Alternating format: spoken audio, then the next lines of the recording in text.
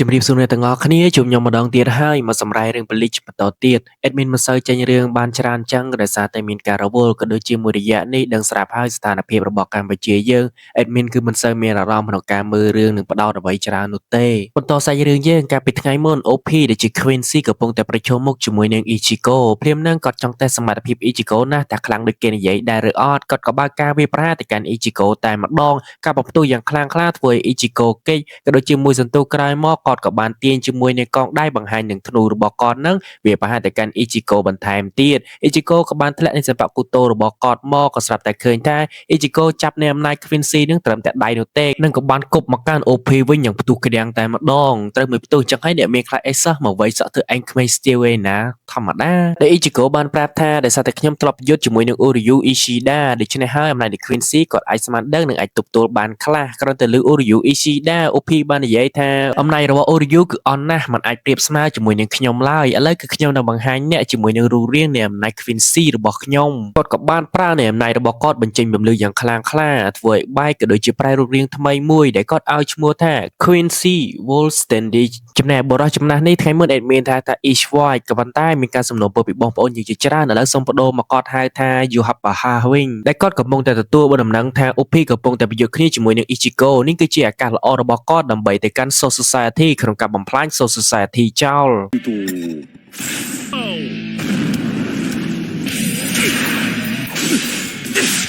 あなたの遺物ですそんなものぜひとはそうかゲスがចម្លែកខ្លាំងណាស់ OP ត្រូវមើលសិល្បៈកូតូរបស់ Ichigo ហើយដែលមានមុតសោះដែលធ្វើ Ichigo នឹងងើកឆ្ងល់ក៏ដូចជាគាត់នឹងត្រឡប់ថយក្រោយមកវិញភ្លាមនឹង OP ក៏បានស្រែកយ៉ាងខ្លាំងក្លាតែម្ដងដែលធ្វើឲ្យគាត់ស្រូបយក Raisi តែប្រមាណនៅចិត្តនោះនឹងមកកាន់ជាធម្មពលរបស់គាត់កសត្វតែមានកដាប់ដៃមួយមកដាក់ OP នឹងយ៉ាងប៉ើងតែម្ដងនោះគឺជានារីក្លាហានយើងទាំង3នាក់កូនចៅរបស់ Haribe នឹងឯងដែលគាត់បង្កើតទៅជាអាយ៉ូនៅធំមួយដែលយើងได้ធ្លាប់ឃើញហើយអាយ៉ូនឹងគឺកាត់ចេញពីដៃឆ្វេងរបស់ពួកគេទាំង3នាក់មើល Uryu កំពុងតែមើលឯកសារបន្ថែមក៏ដូចជាឪពុករបស់ខ្លួនមកប្រាប់ថាកុំឲ្យ Uryu ជាអ្នកមើលអីដោយសារ Uryu គាត់គិតថានៅ Soul Society និង Hokumondo ឥឡូវនេះមានរឿងមិនស្រួលទេគាត់ងើកឆ្ងល់ថាតើនរណាគេជាអ្នកវាយប្រហារពួកគេទាំងពីរនាក់ហ្នឹងអ្វីដែល Uryu គិតនោះគឺជា Quincy ក៏ប៉ុន្តែគាត់មិនទាន់ដឹងព័ត៌មានទេថាតើមានដំបូងនៃ Quincy នៅសល់ច្រើនទៀតដែរឬទេនៅ Soul Society ក៏មានការនិយាយជួបជុំគ្នាជាច្រើនសនីកមី2នាក់ថ្មីនេះក៏បានឆ្ងល់តាមមូលហេតុអ្វីបានជា Quincy ក៏ដូចជាសនីកមីមានការជ្រួលប្រកែកគ្នាក៏ស្រាប់តែមានបុរសម្នាក់ដើរចេញមកនិយាយរឿងគ្រប់យ៉ាងច្បាប់ធម្មជាតិនៃសនីកមីដើរតួសំខាន់ណាស់ក្នុងការបង្ក្រាបទៅកាន់ពពួក Holo ហើយការបង្ក្រាប Holo ដោយសនីកមីគឺអាចបន្សុទ្ធព្រលឹងដែលចេញពី Holo នឹងឲ្យរស់នៅ Soul Society វិញខុសដល់ឡែកពី Quincy នៅពេលដែល Quincy ប្រើអំណាចរបស់ខ្លួនកំចាត់ពពួក Holo នោះព្រលឹងរបស់ Holo នឹងគឺនឹងត្រូវរលាយស្លាប់មិនអាចចាប់ជាតិមកវិញបាននោះទេប្រសិនបើ Quincy សម្រាប់ពពួក Holo ច្រើនពេកនោះធ្វើឲ្យព្រលឹងនឹងគឺត្រូវបាត់បង់ជាមួយនឹងតុល្យភាពជាមូលហេតុធ្វើឲ្យនៅ Soul Society គឺមិនមានព្រលឹងទៀតនោះទេក្នុងចំណុចនេះហើយទើបធ្វើឲ្យ Soul Society ក៏ដូចជាសនីកមីព្យាយាមសម្របសម្រួលជាមួយនឹង Quincy ដើម្បីកុំឲ្យ Quincy សម្លាប់ទៅកាន់ពពួក Holo ច្រើនពេកកាលណាដែលគ្មានព្រលឹងឡើងមកកាន់ Soul Society នោះទេនៅពិភពលោក Soul Society ក៏ដូចជាពិភពមនុស្សនឹងរលាយចូលគ្នាក៏ប៉ុន្តែកាលពី1000ឆ្នាំមុនស្ដេចនៃ Quincy គឺមិនបានយល់ព្រមសំណើរបស់ពពួកសនីកមីនោះទេគោលបំណងនៃ Quincy គឺចង់សម្លាប់ Holo ឲ្យបានច្រើនក៏ដូចជារួបរวมនៃទឹកដី Soul Society ពិភពមនុស្សក៏ដូចជា Hokumondo ដើម្បីរួមច្របាច់គ្នាចូលតែមួយតែគ្មានជំរើសទេធ្វើឲ្យពពួកសនីកមីបើកការវាយប្រហារទៅកាន់ពពួក Quincy នេះហើយជាមូលហេតុដែលធ្វើឲ្យ Quincy និងសនីកមីជាអ្នកប្រឆាំងនឹងគ្នា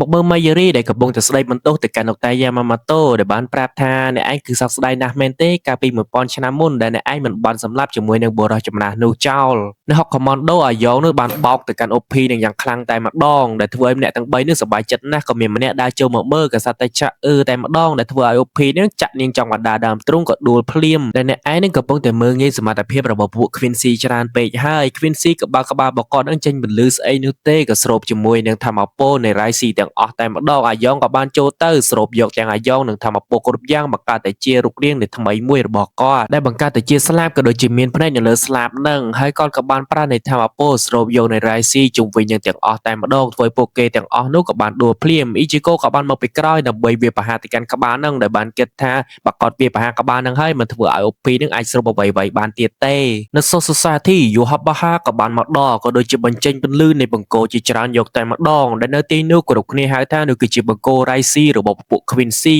អ្វីដែលសំខាន់នៅក្នុងបង្គោលនោះបញ្ចេញជាមួយនឹងពន្លឺក៏ដូចជាបញ្ចេញអ្នកចេញមកដែលធ្វើឲ្យអ៊ូគីរ៉ាមានរបួសមួយចំហៀងខ្លួនកងទ័ពឬក៏កងពលទីនោះប្រឹងរត់ចូលទៅវាយណាក៏ប៉ុន្តែមិនបានប្រមាណទេត្រូវបានដេកដួលទាំងអស់គ្នាអ្នកទាំងអស់គឺបានចេញពីបង្គោលនៃរ៉ៃស៊ីនឹងម្នាក់មួយកងទ័ពរបស់យូហាប់បាហានៃ Quincy ទាំងអស់គឺគាត់ឲ្យឈ្មោះថា Wanderers ឬក៏អ្នកដែលមានថាមពលខ្លាំងជាងគេក្នុងចំណោមអ្នកទាំងអស់នោះគឺគាត់ឲ្យឈ្មោះថា Stand Rider វាប្រៀបបានដូចជា Aizen ចឹងឯងកងទ័ពធម្មតាគឺ Aronka ហើយអ្នកដែលមានថាមពលពិសេសគឺ Espada សន្តិនិកកម្មសោកសៅយ៉ាងខ្លាំងនៅ Society កំពុងតែកើតឡើងមានមនុស្សស្លាប់ជាង 1000 នាក់ហើយកងទ័ពរបស់ Yuhapaha ក៏បានចាក់ចេញពីបង្គោល Raisi នីមួយៗក៏ដូចជា Rose ដែលជាអតីត Advisor ប្រជុំមុខជាមួយនឹងបុរសម្នាក់ដែលជា Quincy ដែលហៅសនាមថា Stand Rider Asoyu ឬក៏មានឈ្មោះថា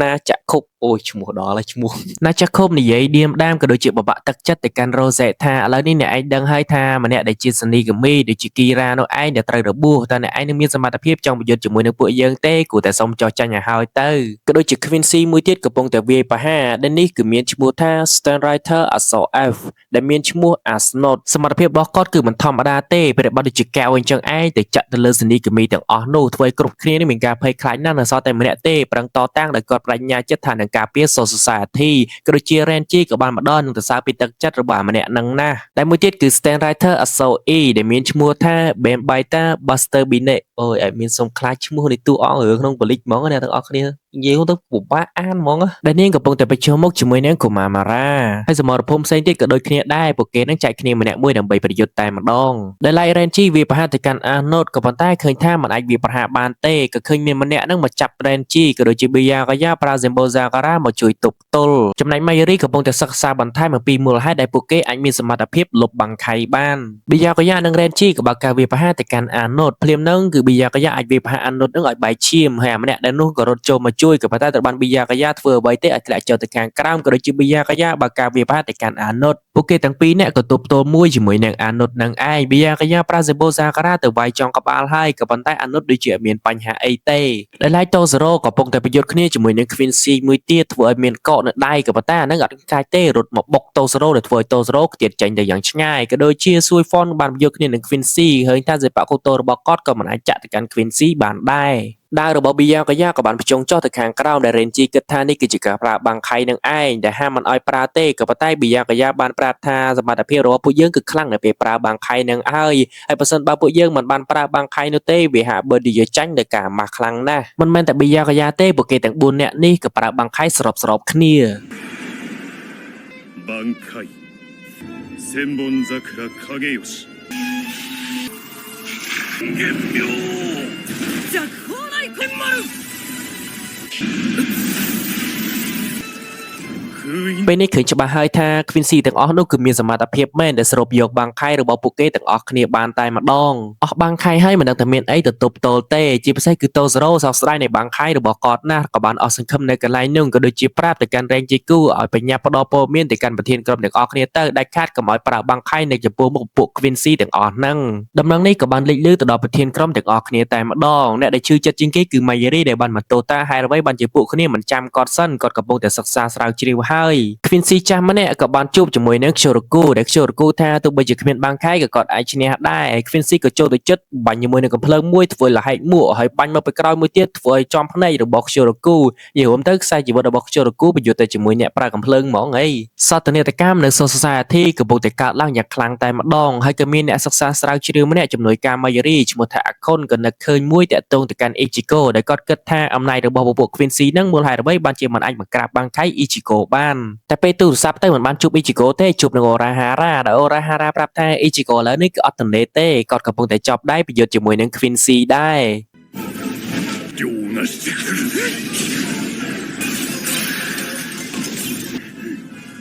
何ការវិប្រារបស់ OP មិនអាចឈ្នះ Ichigo ទេនោះគឺដោយសារតែគាត់មិនអាចស្រូបបាំងខៃ Ichigo បានភ្លាមនឹងក៏ឃើញថាមានភ្លើងមួយមកចាក់ចំកណ្ដាលដើមទ្រូងរបស់ OP នោះគឺជា Urahara គាត់ក៏បានបោះទូរស័ព្ទពី Soul Society មកឲ្យ Ichigo និយាយ Soul Society ឥឡូវនេះគឺកំពុងតែត្រូវការ Ichigo ខ្លាំងណាស់ដែល Urahara ក៏បើក Sekimon មួយដល់ Ichigo ទៅកាន់ Soul Society ឆ្លងកាត់បណ្ដាអខុនក៏និយាយប្រាប់ទៅកាន់ Ichigo បណ្ដាថាប្រធានក្រុម4នាក់គឺត្រូវបានកម្ចាត់បាំងខៃរួចទៅហើយដោយពួក Quincy នឹងឯង Urahara ឆ្លៀតឱកាសគឺសិក្សាទិន្នន័យដែលពី Ichigo ប្រយុទ្ធនឹង Quincy មុននឹង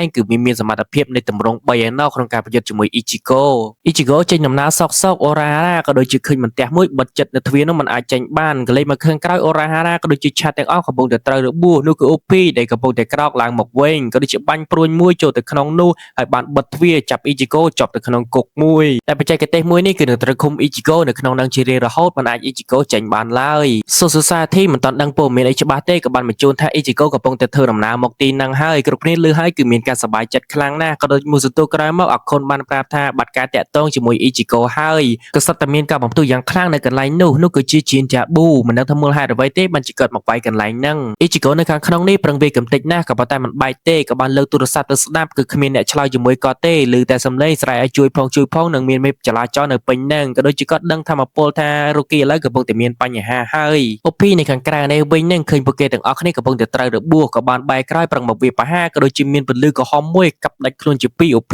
តែម្ដងក៏ដូចជាឃើញចុងដៅមួយមកភ្ជុំកន្លែង Urahara មិនដឹងថាជាពីណាគេទេនេះមកមើលពីស្ថានភាពរបស់ Byakuya ដែលប្រឈមមុខនឹង Renji ឥឡូវនេះគឺ Anot បានប្រាប់ពី Byakuya ថាសមត្ថភាពរបស់គាត់នេះគឺមានលក្ខណៈពិសេសមួយគឺអាចសន្សំចិត្តមនុស្សឲ្យមានការបាក់ទឹកចិត្តក៏ដូចជាបំបាក់ទឹកចិត្តទៅកាន់មនុស្សនឹងឯងគ្រប់រដូវកាលដែល Byakuya ដែលធ្លាប់ឆ្លងកាត់ទាំងអស់គាត់នឹងគឺជាមនុស្សអន់នឹងឯងក្នុងខួរក្បាលរបស់ Byakuya កំពុងតែពោពេញទៅដោយការសន្សំជាពិសេសគឺគាត់បានសន្សំឲ្យឃើញជាមួយនឹង Rocky ដែលខ្លាចទៅជាបិសាចថែមទៀតកំពុងតែស្រឡាងកាងគាត់ក៏បានចាក់ Byakuya ចង់បដាដើមទ្រូងឲ្យក្អួតឈាមតែម្ដងភ្លាមនឹងក៏ប្រឹងសន្សំទៅកាន់ Byakuya ថែមទៀតហើយឲ្យ Byakuya មើលឃើញតែកាន់ស្មោចដែលរោពតទៅកាន់ខ្លួនគាត់ជានិច្ចដែលគាត់មិនអាចកម្រើកអ្វីបានដែល Byakuya ក៏ប្រឹងរើបំរាស់និងបកកាយខ្លួនគាត់ត្រឡប់មកវិញក៏ដូចជា Anot បានប្រើនៃបាំងខៃរបស់ Byakuya ដែលគាត់បានស្រូបនឹងមកវាប្រហារទៅកាន់ Byakuya ក៏ដូចជា Renji គេដឹងបែបហ្នឹងក៏រត់ចូលទៅជួយក៏ប៉ុន្តែភ្លេចគិតថាមានសត្រូវមកពីក្រោយក៏ដែលធ្វើឲ្យគាត់មានរបួសក៏ដូចជា Zenbo Sakura វាប្រហារទៅកាន់ Byakuya បន្តទៀតហើយភ្លាមនឹងដែរ Renji ប្រឹងប្រើបាំងខៃហើយក៏មានម្នាក់មកតត Renji នឹងមកប៉ោងទៅយ៉ាងឆ្ងាយតែម្ដងឥឡូវនេះគឺពួកគេទាំង3នាក់គឺសិតតែត្រូវរបួស Renji Byakuya ក៏ដូចជា Rocky ចុងដែរនៃ Zenbo Sakura ក៏បានបាក់ Byakuya ក៏និយាយសុំទោសទៅកាន់គ្រប់គ្នាយូហាបហាកំពុងតែឈរមើលមនុស្សម្នាក់ដែលនោះកំពុងមកគឺជា Zaraki សមរភូមិបញ្ញាចាញ់ដឹងទេតែ Zaraki គឺមកនេះកំចាប់បាន3នាក់តែម្ដងចម្លើយងាយៗពី Zaraki ថាពួក3នាក់គឺគ្មានខ្លាំងផងអាអ្នកទី1នឹងគាត់ក៏បានកាប់ខ្លួននៅដាច់ជា2អាអ្នកទី2គាត់ក៏មួដាច់បំពង់កអាមួយនឹងទៅក៏ដូចជាអ្នកទី3បានប្រែខ្លាយទៅជារូបរាងដោយគាត់ក៏ប្រយុទ្ធមួយសន្ទុះទៅគាត់ទើបដាច់ចិត្តសម្រាប់វាចោលដល់វិញឯងហើយចំណែក Ichigo ក៏មកតែប្រាថ្នាពលរបស់គាត់យ៉ាងខ្លាំងក្លាតែម្ដងក្នុងការវាយទម្លុះអាដុំនឹងចេញម្នាក់ទៀតដែលកំពុងតែប៉ើងដែលត្រូវការវាបហាពី Quincy មួយទៀតនោះឯងគឺជា Suhei Quincy នឹងគឺមានអំណាចណាស់កាន់តែសម្លាប់គឺកាន់តែខ្លាំងជាពិសេសនៅពេលដែលបានសម្លាប់ជំនួយការលោកតា Yamamoto Chojiro ដែលគាត់បានគប់ព្រួយឥឡូវនេះក៏ប្រឹងទាញព្រួយរបស់គាត់គប់ទៅកាន់ Suhei សំណាងពេលនោះគឺលោកតា Yamamoto ក៏បានមកដល់ល្មមឃើញលោកតា Yamamoto មកដល់អញ្ចឹង Quincy នឹងក៏បានប្រាប់ថាលោកតាឯងនឹងប្រហែលជាខានឃើញបាំងខៃរបស់ Chojiro យូរពេកហើយឥឡូវនេះទុកឲ្យខ្ញុំជាអ្នកបង្ហាញវានេះគឺជាសមត្ថភាពបាំងខៃរបស់ Chojiro ដែលវាមានសមត្ថភាពស្រូបយកអន្ទះពីលើមេឃមកវាបហាគូសត្រូវក៏បានកាត់បង្ហាញពីប្រវត្តិលោកតា Yamamoto កាលពីនៅក្មេងស្រស់សង្ហាដែលតាក់ទងគ្នាជាមួយនឹង Chojiro ពួកគេគឺជាកូនសិស្សនិងគ្រូដ៏ពេញស្និទ្ធតែម្ដងដោយលោកតា Yamamoto ថាបើថ្ងៃណាមួយគាត់មានអំណាចធំគាត់នឹងយក Chojiro ធ្វើជាដៃស្ដាំរបស់គាត់ហើយថ្ងៃនោះគឺជាថ្ងៃទី1ដែល Chojiro អាចប្រើបាំងខៃបានគាត់ក៏បានបង្ហាញនៃសមត្ថភាពបាំងខៃរបស់គាត់នៅពីមុខលោកតា Yamamoto 挽回高校根領力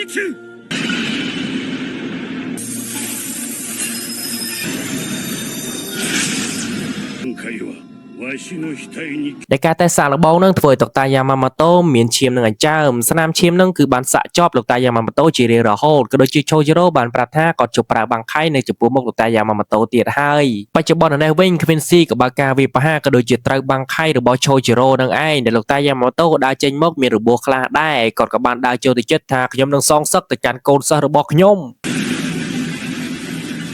できたならばកំហឹងរបស់លោកតាយ៉ាម៉ាម៉ាតូគឺកាន់តែខ្លាំងនឹងបាននិយាយថាក្នុងសមរភូមិមួយនេះខ្ញុំនឹងបើកការវេទប្រហារមុនគេគំនុំកាន់តែខ្លាំងធ្វើឲ្យគ្រប់គ្នាទាំងអស់គ្នាមានការភ្ញាក់ផ្អើលខ្លាំងណាស់អំពីសភាពវិញ្ញាណរបស់លោកតាយ៉ាម៉ាម៉ាតូមិនដែលគិតទេថាគាត់នឹងអាចខឹងខ្លាំងដល់ថ្នាក់នេះដែលដឹងពីកំហឹងលោកតាយ៉ាម៉ាម៉ាតូបែបហ្នឹងហើយអ្នកទាំងអស់គ្នាក៏មានខ្លាចញញើតអីដែរក៏ព្យាយាមតស៊ូទប់ទល់ទៅនឹងគូសត្រូវហើយសាច់រឿងថ្ងៃនេះគឺសូមស្លេះសិនហើយនិងសូមអរគុណខ្លាំងណាស់ទៅកាន់បងប្អូនយើងដែលមានឈ្មោះថាលីសុភា Zen Ashura